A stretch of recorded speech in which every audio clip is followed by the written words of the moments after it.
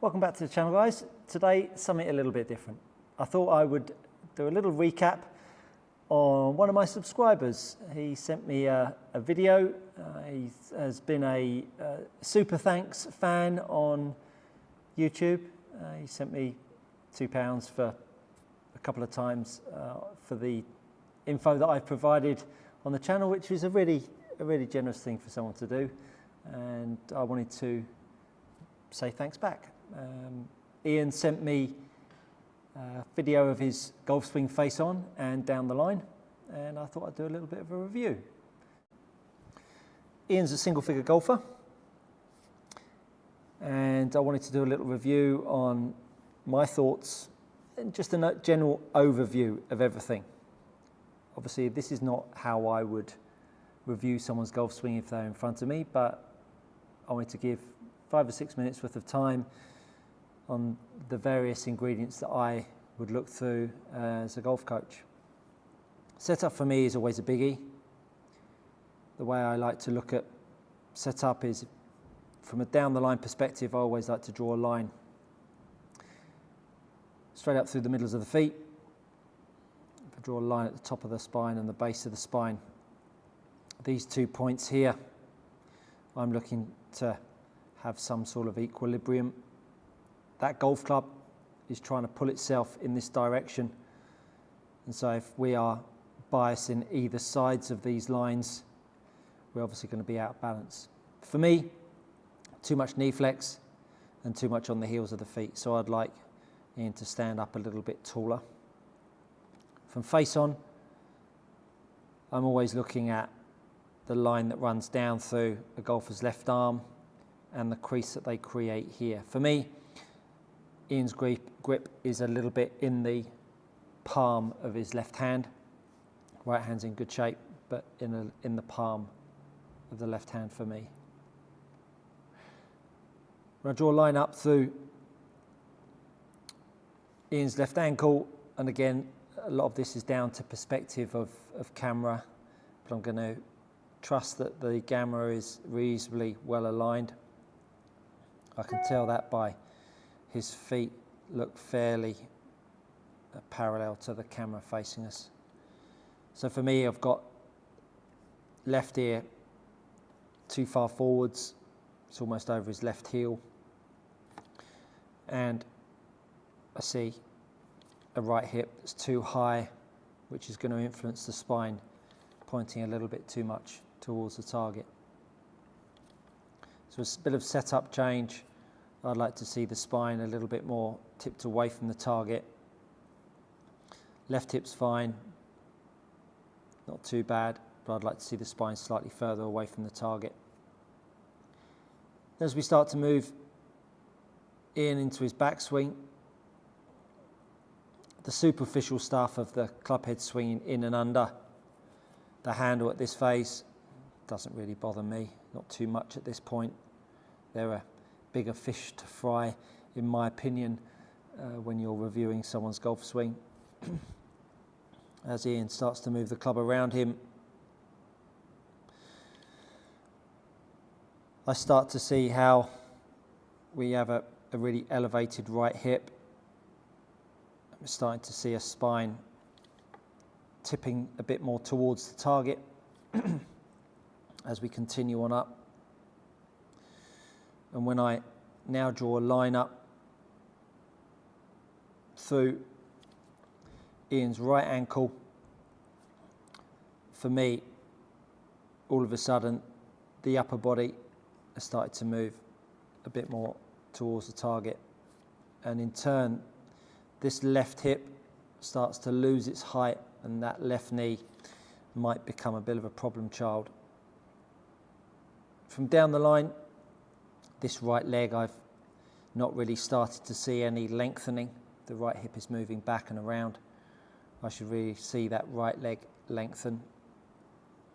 Continue on up. Get himself to the top of the backswing. At this point,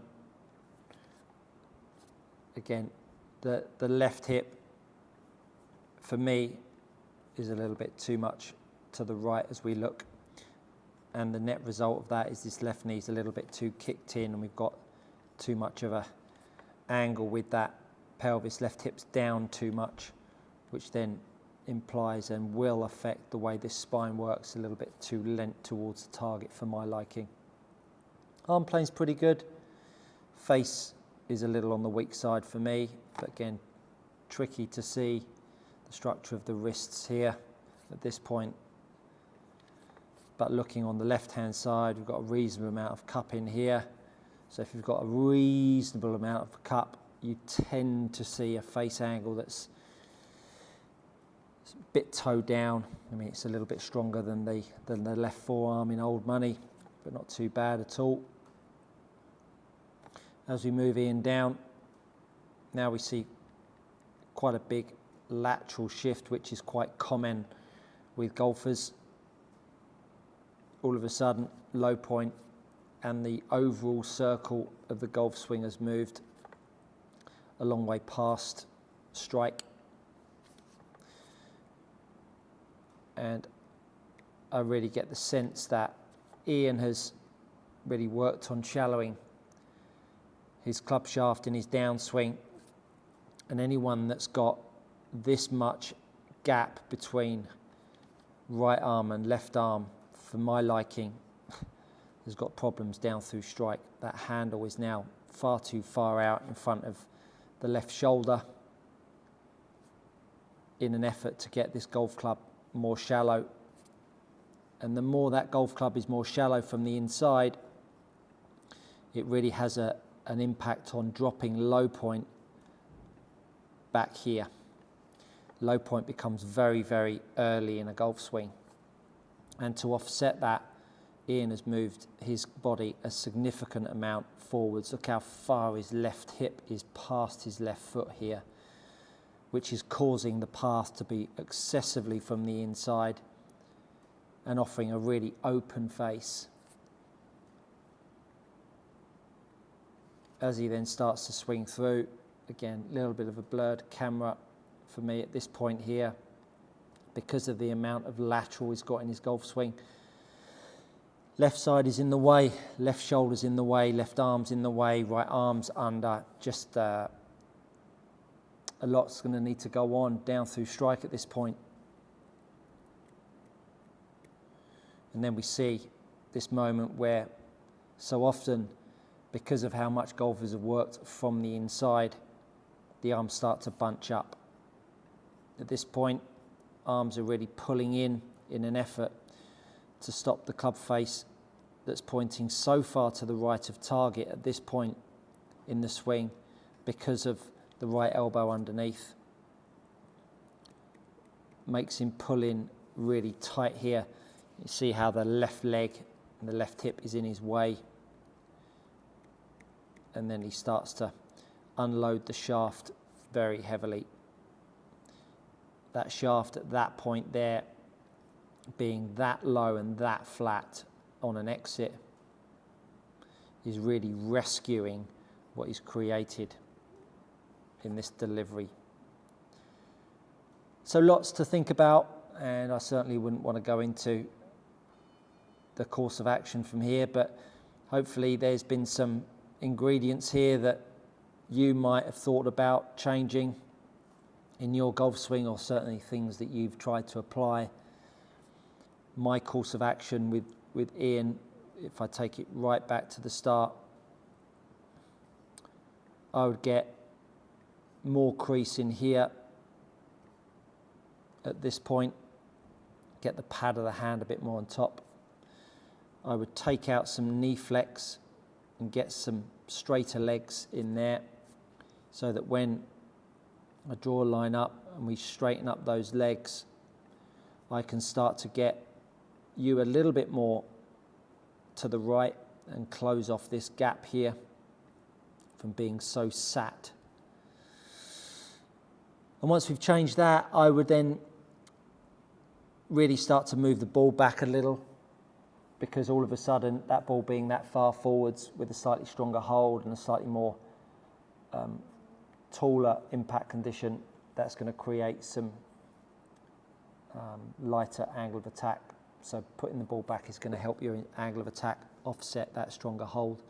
And then I would get Ian to really hit shots where he feels like that left hip never gets outside his left foot in his downswing, and I would want that left hip to be all the way back here, which will pull the club more around him and certainly have less of an inside look about it. Hopefully that's given you some insights. It's a web of change, and my thoughts are that, I mean, I've never met Ian. He dropped me an email. He talked about all of the various ingredients in his golf swing.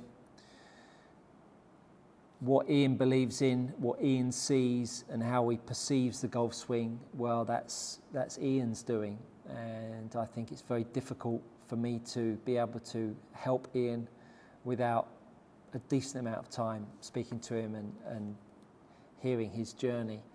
And that's why for me online coaching doesn't really work, and I don't offer it, because I think it's I think it can have some application, but I don't think, unless you're seeing a client face to face for at least the first or second session, online coaching for me doesn't work.